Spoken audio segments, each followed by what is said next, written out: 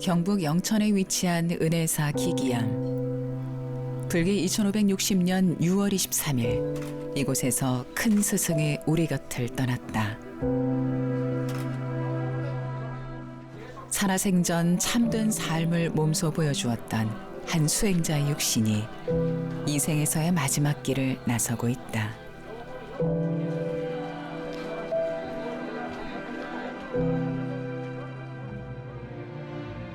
은혜사 조실이셨던 포산당 해인 대종사. 한평생 부처님의 가르침을 따라 수행정진하며 중생 교화에 힘쓰셨던 해인 스님이 이제 육신의 몸을 벗고 정멸의 세계로 들어가려 한다. 마지막까지 조실로 계셨던 은혜사에 해인 스님의 영결식장이 차려졌다. 이곳에서 스님은 속세 모든 인연들과 작별을 나누게 될 것이다.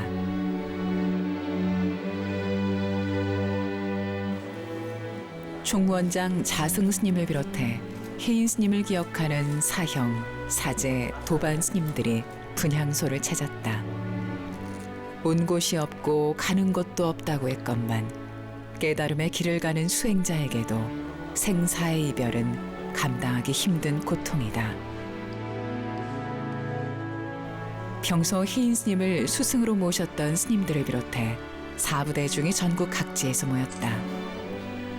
삶이라는 번뇌의 바다에서 중심을 잃지 않도록 큰 가르침을 베풀어 주신 해인 스님을 저마다의 마음으로 떠나보내는 중이다. 횃불을 문도들이 같이 잡고 가다가 가장 앞서서 횃불을 들고 가시던 어른이 횃불을 놔두고 눈에 보이지 않는다. 오고 감이 없는 거야 누구나 다 아는 사실이지만 가장 앞에서 횃불을 들고 가던 분이 갑자기 횃불을 놔두고 아무도 없는 이제는 천상 우리가 이러한 불을 들고 가야 되는데 어디로 가야 할 것인가 그런 심정이죠. 한국 불교뿐만 아니라 문도의 어른으로서 의지를 하면서 항상 큰 역할을 해주셨는데 그게 오래 모시지 못해서 마음이 좀 착잡하고 또 모시지 못한 그 마음을 먼저 모든 사부 대중들에게 참회 말씀을 드립니다. 그 말씀을 다 따르지 못했던 것들, 그런 것들만 후회의 연속입니다. 예. 지금 만약에 다시 스님께서 오셔가지고 다시 또 말씀 만약에 저희들이 부탁한다고 그러면은 이제는 정말 용기 있게 자신 있게 스님 그렇게 하겠습니다. 잘 따르겠습니다. 열심히 수행하고 싶습니다라는 말씀을 이제는 드리고 싶은데 그냥 제 얘기는 허공의 메아리일 뿐이라서 더욱더 정말 애석합니다. 물론 스님의 법신이야 변함이 없겠습니다마는 상에 집착하고 소리에 걸려있는 중생들에겐 스님이 모습을 보지 못한다고 하는 그 하나만으로서 슬픔이요 괴로움이겠죠. 스님은 잠시시대에 가장 훌륭한 원력보살이었다 이렇게 생각이 듭니다. 해인 스님이 품었던 큰 원력의 마음이 만장 위에 한자 한자 글자로 새겨진다. 영결식장을 찾은 스님들이 해인 스님의 가시는 길에 색색의 만장으로 마지막 인사를 건넨다.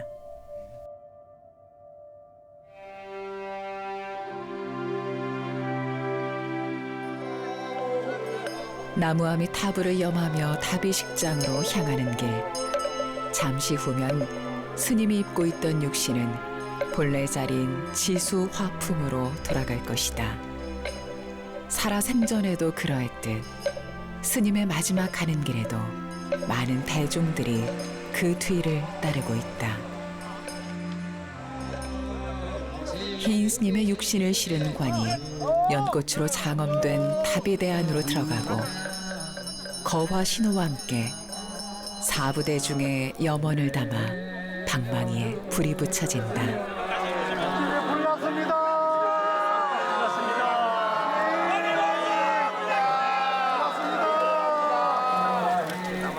활활 치솟는 불길 속에서 스님의 육신이 서서히 재가 되어간다. 상에 집착하지 말라는 스승의 가르침을 기억하지만 영원한 헤어짐을 받아들이는 일은 쉽지가 않다. 마지막까지 스승은 어리석은 제자들에게 큰 가르침을 전하고 있다. 늘 삶의 주인이 되라고 말씀하셨던 혜인 스님. 육신은 떠났지만 스님의 법신은 지금 이 자리, 함께한 대중들의 마음속에서 뜨겁게 불타오르고 있다. 지혜의 가르침이 텅 빈 허공 속에 영원의 진리로 전해져 온다. 비로자나 법신의 광명처럼 선명한 빛을 뿜어내는 제주특별자치도. 이곳은 혜인 스님의 고향이자 스님의 큰 원력이 결실을 맺은 곳이기도 하다. 동양 최대 규모로 자랑하는 제주 약천사. 혜인 스님이 18년에 걸쳐 불사한 사찰이다. 다비식이 끝나고 그로부터 며칠 후 약천사 법꽃 소리가 장엄하게 울려 퍼지는 가운데 혜인 스님의 초제가 봉행 중이다.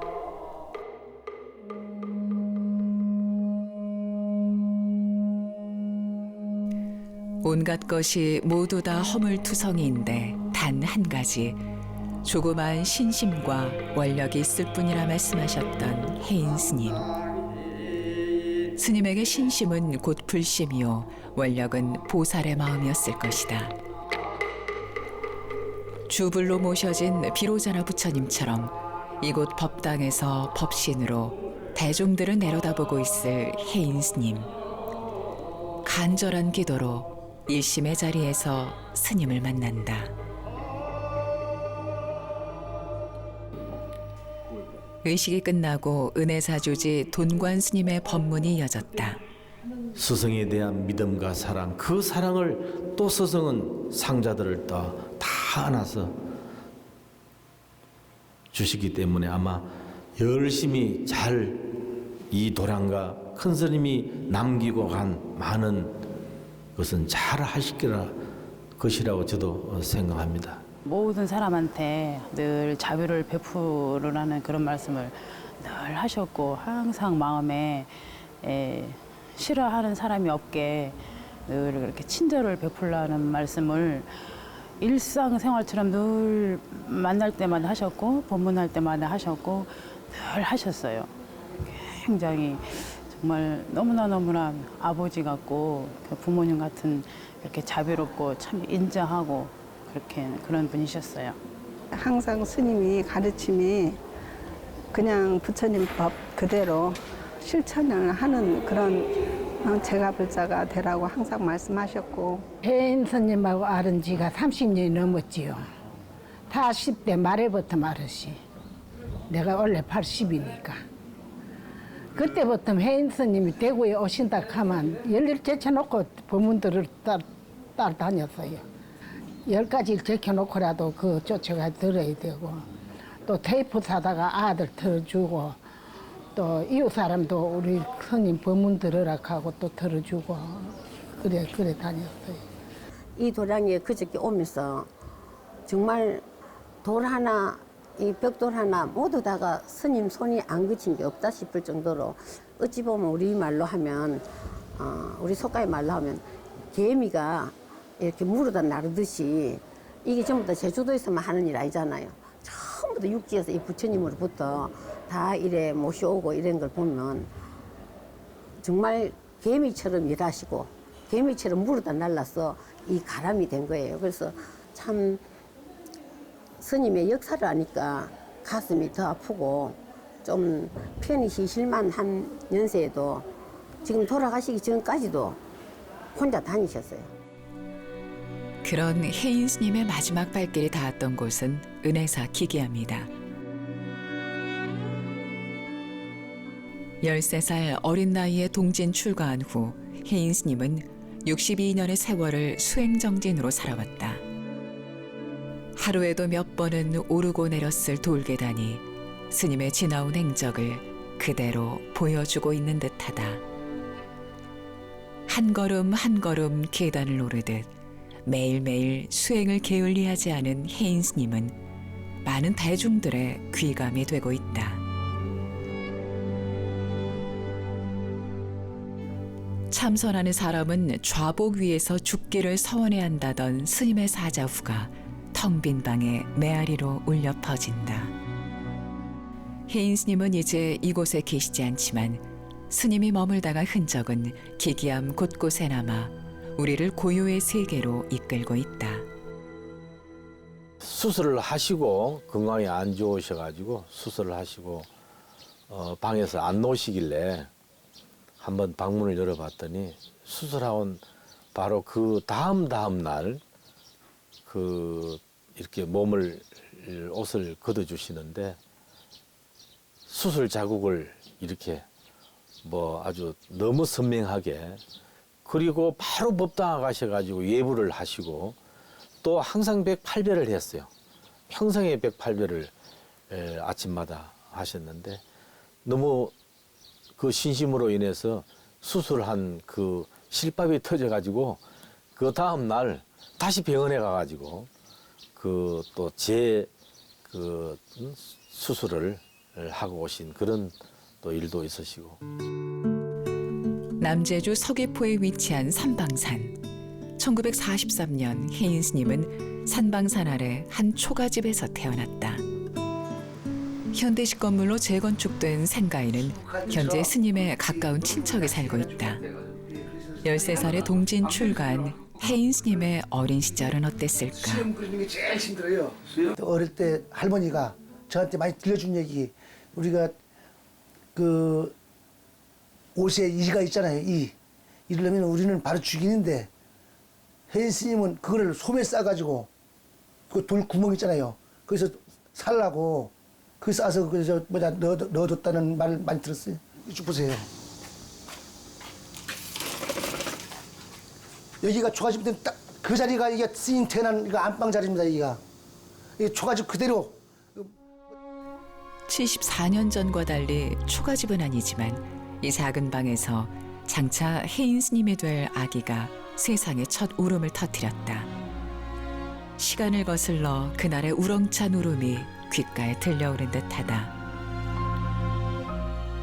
어린 시절의 스님을 조금이라도 만나볼 수 있을까 앨범을 찾아보다 불사 초기에 약천사 사진 한 장을 발견했다. 약천사 이거 지을 때 스님의 신심과 원력이 오래된 사진 한 장에 고스란히 담겨 있다.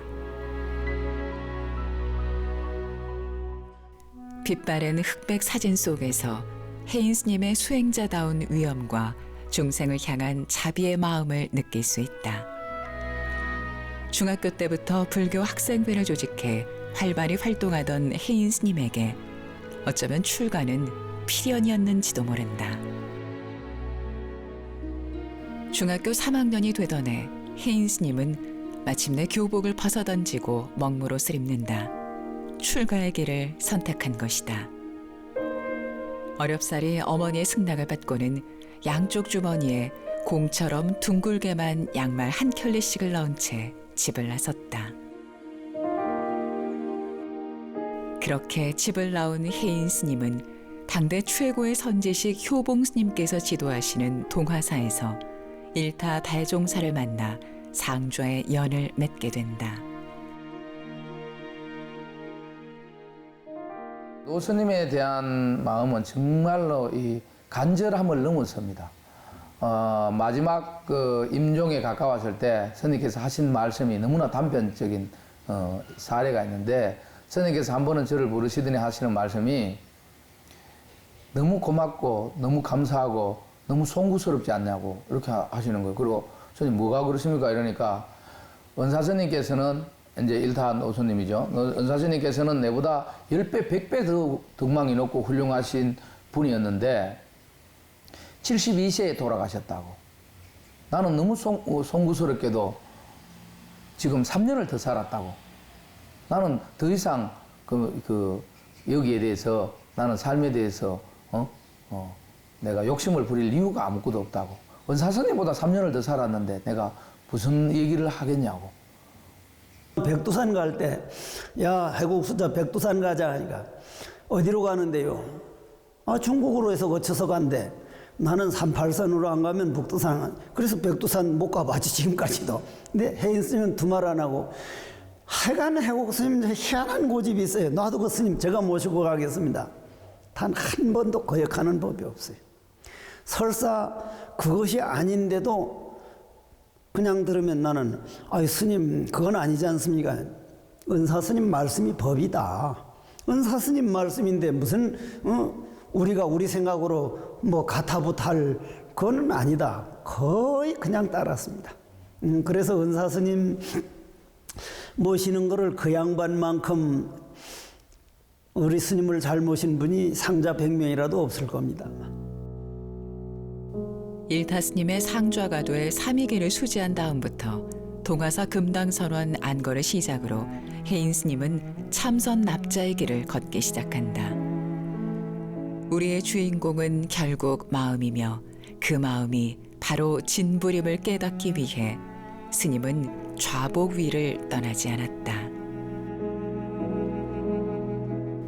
오랜 수행도반인 수덕사방장 설정 스님은 해인 스님을 남다른 인연으로 추억한다. 열정적으로 그 공부를 하셨고 또 용맹정진 할 때도 참으로 참 그 젊은 사람 못지않게 용맹정진을 하셨어요. 그런데 또 정이 많으신 분이 돼서 저에 대한 그 뭐랄까 참 많은 생각을 해주셨던 것 같아요. 내가 5호불씩 하니까 혹시 저녁에 뭐 이렇게 배가 고프지 않을까 싶어서 후원에 가서 그 된장을 얻어다 그 시금치국을 한 반 그릇 끓여서 꼭 먹으라고 나한테 가끔 그러셨어요. 그래서 그때 5불씩 그러니까 사실 안 먹어야 되는데 스님이 해주는 그 정성 때문에 그걸 먹었던 기억이 있습니다. 그런데 참으로 그게 맛있게 잘 끓였어요. 그래서 내가 어떻게 그렇게 국을 잘 끓이시냐 그러니까 당신이 그거 전문이라고 이제 이렇게 말씀을 하시고. 그렇게 참선 수행을 해오던 해인 스님은 20대 후반이던 1971년 어느 날 뜻이 있어 해인사 백년암의 성철 스님을 찾아간다. 부처님의 가피를 믿는 굳은 신심으로 또 하나의 원력을 실현하기 위해서였다. 성철 스님의 시자였던 원택 스님은 당시의 해인 스님을 또렷이 기억하고 있다. 하면은 이제 지조감에 어느 날 그 일타 스님을 배우러 가니까 일타 스님이 계시진 않는데 그 일타 스님 음성, 일타 스님의 제수처 그대로 흉내 내는 스님이 앉아서 열심히 이제 법문하고 계십니다. 야, 이 일타 스님을 박아내도 너무 참 닮았다. 아들보다 이래 더하네. 혼자 속으로 했는데 그분이 나중에 보니까 이제 해인 스님이셨습니다. 그 뒤에 이제 해인사에서 스님께서 소임도 사시고 이러면서 이제 해인 스님이 어떤 분이신지를 이제 차차 알아갔습니다. 백년암에서 성철 스님을 만난 해인 스님은 자신의 원력을 이야기한다. 그것은 108만 배 기도를 해보겠다는 굳은 결심이었다. 하다가 중간에 그만둘 바에는 시작하지 말고 끝낼 작정이라면 한번 해보라는 죽비와 같은 성철 스님 말씀에 해인 스님은 해인사 장경각 법보전에서 108만 배 기도를 시작한다. 불퇴전의 신심으로 216일 동안 매일 5,000배 절을 올렸다. 하지만 지난날의 죄업을 청산하기 위한 길은 그리 쉽지 않았다. 하루하루 절의 횟수가 늘어나면서 코피도 많이 흘리고 무릎에 고름이 들기도 했다. 스님께서 참 우리 얼굴에 있는 구멍으로는 다 피가 쏟아져 나왔다 그럽니다. 그래서 그래서 참 출혈이 와서 이제 곧 다 이래 죽게 이래 됐을 때 인마 다 죽게 됐으면 얼마나 좋노. 다 죽는 곳이 다른 데도 아니고 팔만대장경 판전이고 판전 안에 법당이고 그것도 뭐 다른 거 해서 아니고 이제 부처님께 그렇게 참 신심을 다해서 하루 5,000배를 올리면서 성의를 다해서 죽으면 네가 어디 갈게 이거 얼마 지옥 가겠나 천당 직행 하겠나 걱정하지 말고 절이나 열심히 해라. 이제 그 말씀 듣고 이제 또 새로운 힘이 일어나서 그렇게 스님께서 100만 배를 다 이렇게 채우시는 그런 인연을 이렇게 가졌다 이렇게 그렇습니다.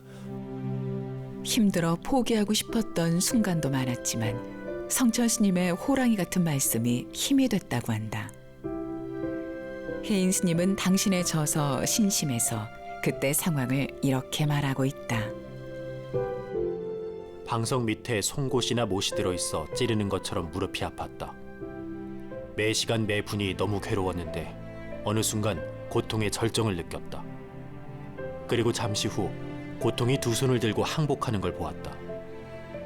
그렇게 확실히 고통의 절정을 느낀 후부터는 전혀 고통스럽지 않았다. 절을 하는 거나 안 하는 거나 똑같았다. 그때는 이제 먹을 것도 없는 데다가 제일 행사 스님들 바로 공양할 적에 제일 많이 드셨어요. 이 어시바리가 이렇게 큰데 이렇게 쑥하게.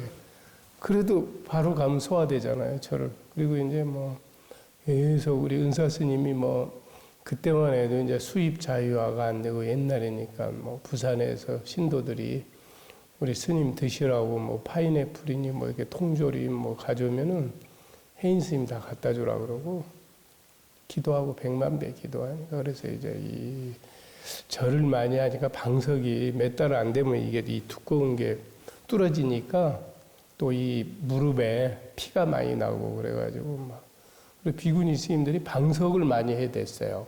절하면은 계속 방석에 절하니까 좀 얼마 안 가면 이게 뚫어지고 방석이 헤어지니까 그래서 아마 지금까지 100만 배를 한 스님은 별로 없을 거예요. 우리나라 그 불교계에서 100만 배 기도를 그것도 장경각 법보전에서 기도하면서 뭐 상상을 초월했죠.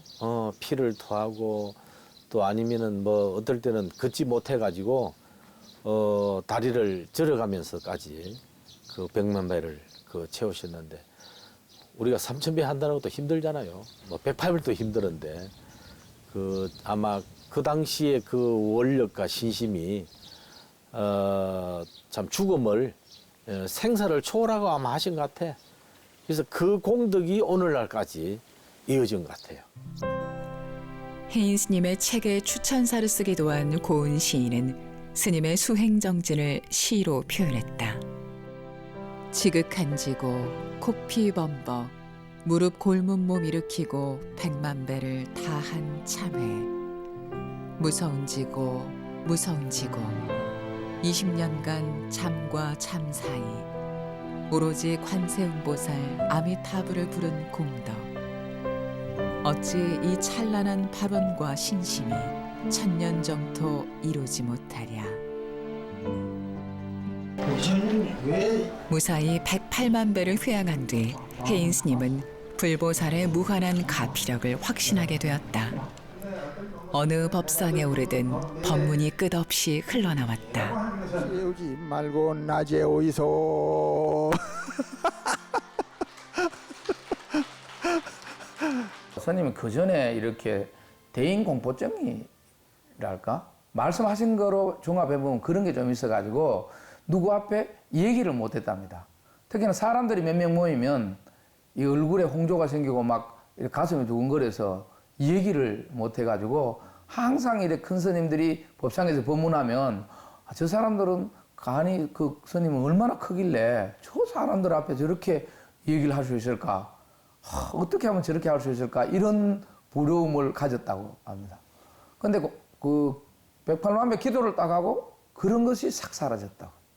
그래서 스님은 뭐 아무리 사람 많이 와도 이렇게 정말로 눈 하나 까딱하지 않는 그런 당당함을 평생 누리시고 사시더라고요. 108만 배 회항 후 혜인 스님이 되찾은 것은 자신감이었다. 2,000번 넘게 비행기를 탔을 정도로 세계 각지를 돌아다니며 법문을 하기도 했다.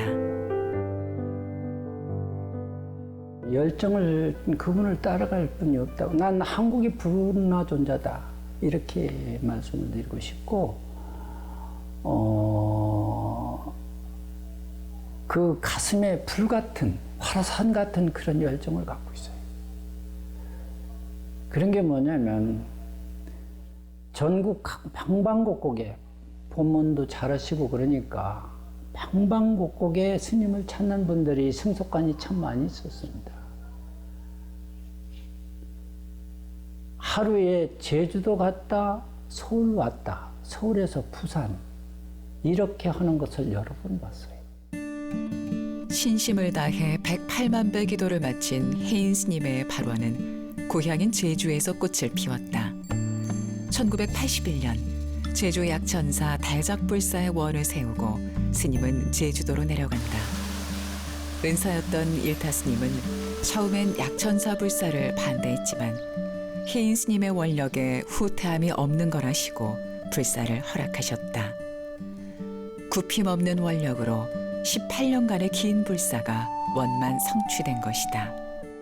처음에 약천사를 이렇게 너무 크게 지을 때도 왜 힘들게 그렇게 지으려 그러냐고 그렇게 하는데 이제 원력이 너무나 스님이 계속 간절히 이런 것을 원하니까 노스님께서 불사를 하는 것도 참선하고서 수행하는 것만 못하지만 그래도 중생들을 위해서 굉장히 좋은 일이니까 시작했으면 반드시 불사를 잘 원만하게 성취해가지고 많은 사람들을 제도하는 터전이 되게 좋겠다. 이제 그거로 이제 말을 이렇게 하신 것이 원만불사 도중생. 불사를 원만히 성취하여 모든 중생을 제도한다. 이것이 약천사 그 불사의 어떤 기조였습니다. 약천사라는 이름에는 유래가 있다. 불사를 시작하기 전부터 이곳의 약수는 수질이 좋기로 유명했다고 한다. 약수물이 계속 이렇게 흘러나옵니다. 사람들이 이제 참배 오면 항상 굴법당까지 참배를 아주 기본으로 하고 있습니다. 그래서 여기서 약수물을 드시고. 마을 사람들은 이곳의 약수를 뎨세미, 다른 말로 도약샘으로 불렀는데 이 약수를 마시고 기가를 해소하거나 병이 나았다고 전해진다. 혜인 스님은 물 좋은 이곳에 절을 짓고 사찰 이름을 약수가 흐르는 샘이 있다는 뜻에서 약천사라 지었다. 혜인 스님과 사부대중들의 마음의 힘으로 허허벌판에 커다란 법당이 세워지고 많은 이들이 찾는 품넓은 도량이 만들어진 것이다. 그때만 하더라도 그런 큰 불사기가 쉽지를 않습니다. 그런데 이제 우리 스님 보고 이제 그 그림을 그려가지고는 이렇게 그릴 생각, 이제 지을 생각입니다. 당신이 절하면서 그걸 뭐 아마 구상을 했던지, 그러니까 나는 옆에서, 우리 스님 옆에서, 그림이야 수만 평인들 못 그립니까? 짓는 게 어렵지, 그림이야 그림 그리는 거야 누구나 그릴 수 있죠 하는데, 이제 우리 스님도 맞아, 그림이야 누구나 다 그리지 했는데 그걸 이루어 놓은 거예요. 그거를 그 그린 그대로. 그때 내 생각이 그림을 그린 게 아니라 100만 배 할 때 이미 약천사를 이루었었구나. 그림을 그린 것이 아니라 이미 100만 배를 하면서 다만 그건 다 돼 있었는데 눈에 나타날 것만 남아 있었는데 내가 그걸 그림으로 잘못 봤구나. 서귀포 앞바다가 훤히 내려다 보이는 자리에 위치한 대적광전은 약천사의 중앙이자 단일법당으로는 동양 최대 규모로 손꼽힌다. 금산사 미륵전의 3층 구조를 응용해 설계돼 특유의 웅장함을 더한다. 주불로 모셔진 비로자나불은 높이가 4.5m로 목불로는 한국에서 가장 큰 불상이다. 가운데 부처님이 목불로 조성됐습니다. 백두산에서 나무 원목을 구해서 목불을 조성했는데 그 당시 지금 또 아마 마찬가지일 거예요. 우리나라에서 이렇게 큰 목불은 없을 겁니다. 이 법당이 워낙 이래 3층으로 되고 큰 구조로 돼 있어가지고 이 부처님이 그 규모에 맞게 적정한 것 같지만 사실 우리 부처님 비로자나 부처님을 어느 법당에 이렇게 모실 수도 없을 겁니다. 불단에는 중앙 비로자나부를 중심으로 좌보처 약사열애불, 우보처 아미타불이 모셔져 있다. 특히 법이 서리질 법상이 아름답게 장엄돼 있는 것이 특징이다. 법상을 스님께서 굉장히 이렇게 신경을 써서 만들었는데 그냥 이 세 개의 큰 원목을 가지고 이렇게 연결해서 다 조각을 한 겁니다. 이 법상을 만들고 완성을 시켜놓고 우리가 낙성식 때 큰 스님 이제 그 일자 타자 큰 스님께서 처음 법문을 하신다고 이 법당을 천으로 이렇게 가려놓고 조석으로 스님께서 이것을 만지면서 이 법상에는 은사 스님이신 일타 스님이 가장 먼저 법문을 해야 된다고 그러면서 이 아끼면서 아무도 못 올라가게 지키는 그 모습을 참 그때 참 굉장히 감동 깊게 봤습니다. 항상 법상을 볼 때마다 스승에 대한 애경심 그것이 참 우러러 생각이 납니다. 제주에 자리한 사찰인 만큼 바다가 보이는 풍광은 전국 어느 사찰에 뒤지지 않는데 특히나 앞마당에 자리한 두 개의 누각이 눈에 띈다. 처음에 우리 그 약천사 이 앞에 요사체의 구조가 종각이 가운데에 누각 한 개를 하는 거로 했습니다. 어느 날 그 일타 큰 스님께서 법당에서 나오시면서 생각을 하시더니 그때 여기는 다 그냥 황무지였습니다. 황무지였을 때 만약에 이 누각이 가운데 있으면 부처님의 시야가 가릴 것 같다고 이렇게 하니까 정말 단 한 번 망설임도 없이 그날 바로 설계를 변경했습니다. 이렇게 양쪽으로. 지금 생각하니까 이게 너무나 잘 된 것 같습니다.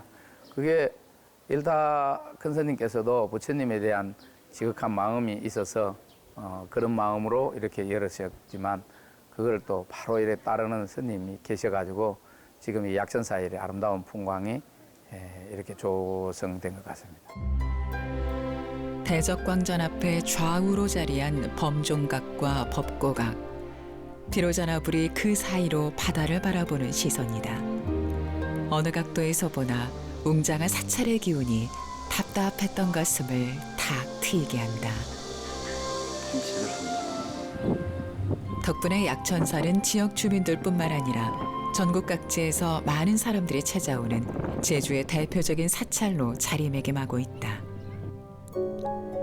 눈이 소복하게 쌓인 약천사의 겨울도 봄, 여름, 가을만큼이나 아름답다.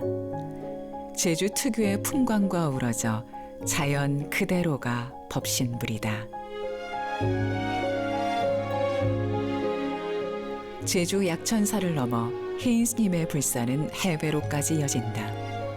뉴질랜드에 세운 환희정사는 큰 규모는 아니지만 조용한 수행처로서 부처님의 가르침을 전하고 있다. 스님이 뉴질랜드에 불사를 하게 된다는 남다른 이유가 있다. 원사이신 일타 노스님께서 그런 얘기를 했습니다. 한국하고 이렇게 기후가 서로 엇갈린 그러니까 여름을 이렇게 여름에 좀 겨울을 견디기 어려워하는 불자들이 또 있고 또 환자들 노스님들도 있고 하고 하니까 그런 쪽에 있으면 좋겠다는 생각을 했고 그 다음에 또 그쪽에 또 그 당시에 이민자들이 굉장히 많았습니다. 그런데다가 이제 세계적인 어떤 청정국가이지 않습니까? 청정국가니까 이런 곳에서 수행을 하면 참 좋겠다. 그런 생각으로 그쪽에 이제 불사의 깃발을 꽂기 시작했죠. 충북 단양의 광덕사도 살아생전 혜인 스님의 원력으로 현재까지 불사가 진행 중에 있다. 만 가지 고통과 괴로움을 모두 다 잊으시고 사랑하는 마음에 감격하여 눈물을 흘리시던 어머니 진짜 법문을 할 때마다 혜인 스님이 염송하는 부모 은중경은 신도들의 눈물샘을 자극했다. 불효자로서 자신의 마음과 행동을 되돌아보며 참의 눈물을 흘리게 만든 것이다. 효심이 곧 불심이라고 말씀하신 혜인 스님에게 부모님은 살아있는 부처와 다르지 않다.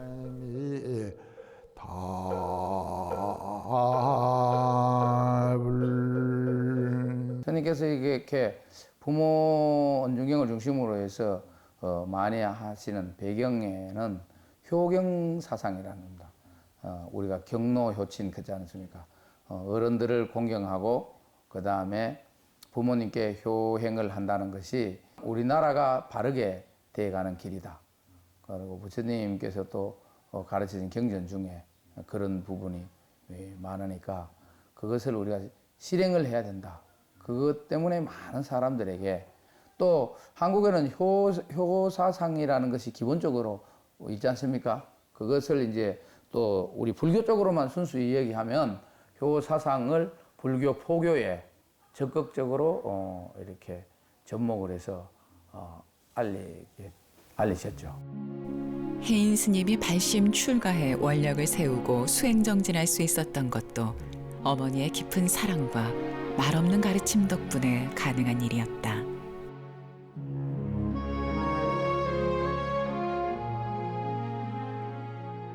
전형적인 애들 제주도 분이셨죠. 그리고 또 불심이 어쨌든 있어서 나중에는 우리 약천사에 오셔가지고 머무셨어요. 참 저도 그 보고 굉장히 이제 감동을 받았는데 이제 사찰에 계시니까 저희들이 뭐 목욕비 그러면서 그 당시는 뭐 그렇게 했어요. 월 뭐 급여 이런 개념이 없고 그러니까 이제 얼마씩 이렇게 좀 드려야 되지 않습니까? 개인적으로 사적 돈이 필요하니까. 그러면은 그거를 모아서 당신이 모이면은 또 일정 모이면은 또 스님에게 불사금으로 내요. 그런데 어머님께서 그렇게 주면 스님 불사금이라 그러면은 그거 뭐 일제 없는 거예요. 이것도 어머님이 내시면 어머님이 복이 되고 어머님이 공덕이 쌓이는 거니까 바로 그냥 장부에 적고 딱 그냥 이렇게 다 받아버리지 어머님 뭐 두셨다가 그걸 본인이 쓰실 건 본인이 다 결정하시겠지만 그런 부분에서는 아주 엄격하게 그냥 다 가더라고. 어머니도 복을 지으셔야 된다고. 은사인 일타 스님과 속가의 어머니를 떠나보낸 곳. 혜인 스님도 그곳으로 떠났다. 부처님이 그러했듯 유한한 인간의 몸은 갑자기 찾아온 병마를 이겨내지 못했다. 사람이 병이 생길 수도 있고 또 병 때문에 우리가 정신이 나약해져야 되겠냐. 그래서 그런 자세가 좀 일괄된 것 같아요. 그런 부분에 좀 개의치 않는 그런 모습을 좀 보였었어요. 그것이 오히려 또 암의 진행을 우리 관리를 잘 해야 된다 그랬잖아요. 조금 암의 병환 관리가 조금 미흡했는 것 같아요. 항상 저도 마음이 많이 아파요. 그 부분. 혜인 스님이 입적하신 지 벌써 1년. 일족의 추모 달해제 전날 혜인 스님의 상주아들이 모두 한자리에 모였다. 저마다 인연에 따라 각자의 위치에서 정진하고 있지만 그 마음 안에는 은사인 혜인 스님의 가르침이 깊이 자리하고 있다. 절대 미워하는 마음을 가져서는 안 된다며 자비를 가르쳐준 혜인 스님의 유훈이 상주아들을 하나의 마음으로 연결했다. 저희 연사 스님은 평생을 신심과 원력으로 그렇게 후학들을 제접하고 저희들을 지도하시고 하셨기 때문에 저희들이 그 가르침을 잘 이어받아서 큰 스님 뜻에 누가 되지 않도록 할 수 있는 그런 삶을 살아야 되지 않겠나 그렇게 생각합니다.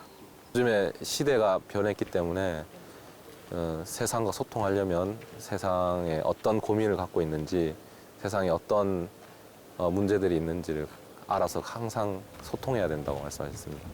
그래서 저연사 스님께서 강조하셨던 것이 그 효경 사상입니다. 효도하고 어른을 공경하는 사상을 가장 기본으로 하셨는데 그것을 하기 위해서는 사회 학문을 배우는 것도 도움이 된다고. 너무 이 불교가 산 속에만 있는 것은 어떻게 보면 소통하지 못하는 길일 수도 있다고 하시면서 그렇게 공부를 적극 이렇게 지원해 주시고 지지해 주셨습니다. 중생을 구제하고 그 원사 스님께서 대원력을 남기신 불사를 하고 계신 그 강덕사에서 지금 제가 그 주지소윤을 보고 지금 열심히 수행하고 있습니다. 앞으로 그 강덕사가 더 큰 불사가 이루어질 수 있도록 저도 원력을 한번 씌워보겠습니다. 혜인 스님의 일주기 추모 달해제가 진행되는 은혜사. 사진 속에서 스님은 여전히 환하게 웃고 있다. 그 모습을 기리기 위해 1년 만에 사부대중이 다시 모였다. 이제 혜인 스님이 지켜냈던 신심과 원력은 남아있는 대중들의 몫이 됐다. 앞서간 이의 행적은 뒤따르는 이들을 일깨운다. 불같이 사셨습니다. 한순간도. 불법을 위해서, 중생을 위해서 그렇게 사셨습니다. 팔공산에 맑은 바람, 대지를 안고 돌아가는데 앞에 흐르는 물은 푸르기가 쪽빛보다 더더라.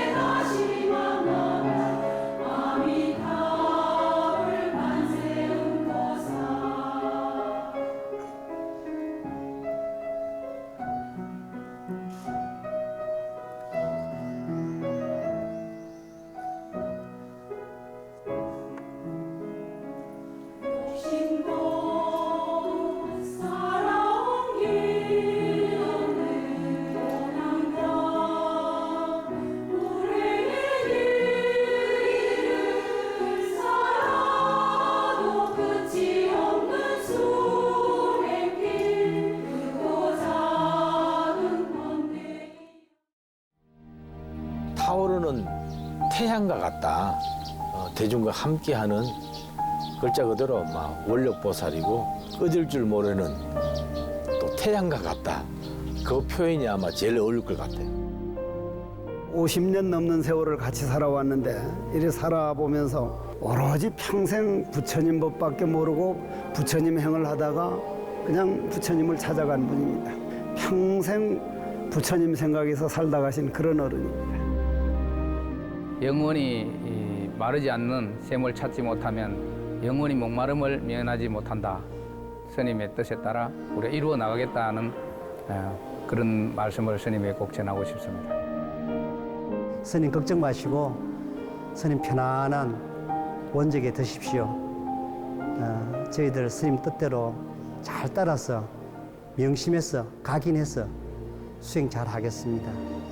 스님 편안히 원적이 되십시오.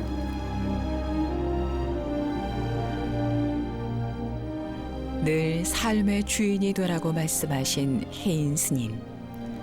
이제 마음을 열고 혜인 스님의 참 주인공이 서라는 들리지 않는 법문을 고요히 들을 시간이다. 혜인 스님이 묻는다. 그대는 마르지 않는 샘을 발견했는가?